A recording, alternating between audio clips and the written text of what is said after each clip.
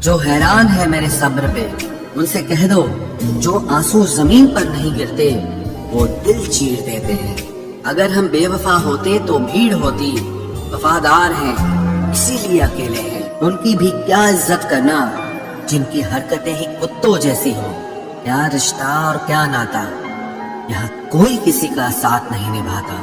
جب کسی انسان کو کسی اپنے سے دھوکا ملتا ہے تو پھر وہ انسان کبھی کسی پہ بھروسہ نہیں کر پاتا۔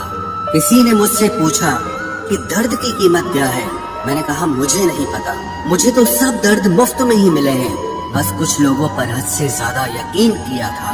مرنے کے بعد کی گئی تعریف اور دل دکھانے کے بعد مانگی گئی معافی دونوں کا کوئی مطلب نہیں ہوتا۔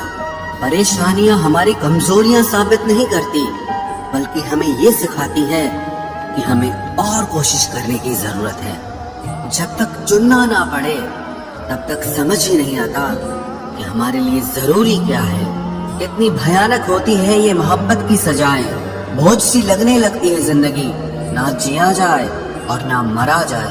ناراضگی بھی محبت کی طرح ہوتی ہے، کیونکہ ہر کوئی اس کا حقدار نہیں ہوتا۔ آنکھوں سے جب بھروسے کا چشمہ اترتا ہے تب سمجھ میں آتا ہے کہ دنیا آخر کیا چیز ہے۔ سب عادتیں چھوڑ سکتا ہوں، ایک تمہارے لیے، ایک تمہارے سوا۔ ٹوٹے ہوئے لوگ اکثر کوشش کرتے ہیں دوسروں کو جوڑے رکھنے کی۔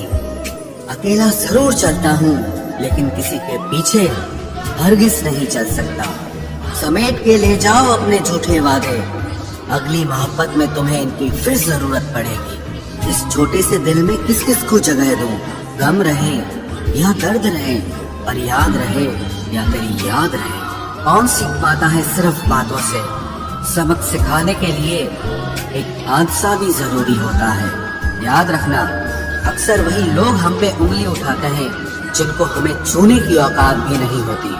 جب آپ کو خود کی اہمیت خود ہی بتانی پڑے تو سمجھ لینا کہ اب آپ کی وہاں کوئی اہمیت نہیں ہے۔ زندگی میں جس انسان کو سب سے کم شکایتیں ہیں، سب سے زیادہ سخی صرف وہی رہ سکتا ہے۔ آپ چاہے کتنے بھی اچھے انسان کیوں نہ بن جاؤ، پر کسی نہ کسی کی کہانی میں آپ برے ضرور ہوتے ہیں۔ میں نے گرتے ہوئے پتوں سے سیکھا ہے، اگر بوجھ بن جاؤ گے تو اپنے بھی نیچے گرا دیتے ہیں۔ بات کرنے کے لیے سمے نہیں، من ہونا بہت ضروری ہے۔ جس دن تم مجھے کھو دو گے اس دن مسکراتے ہوئے بھی رو دو گے۔ کسی کی عادت لگنے میں سمے نہیں لگتا، لیکن کسی کی عادت ختم ہونے میں پوری زندگی گزر جاتی ہے۔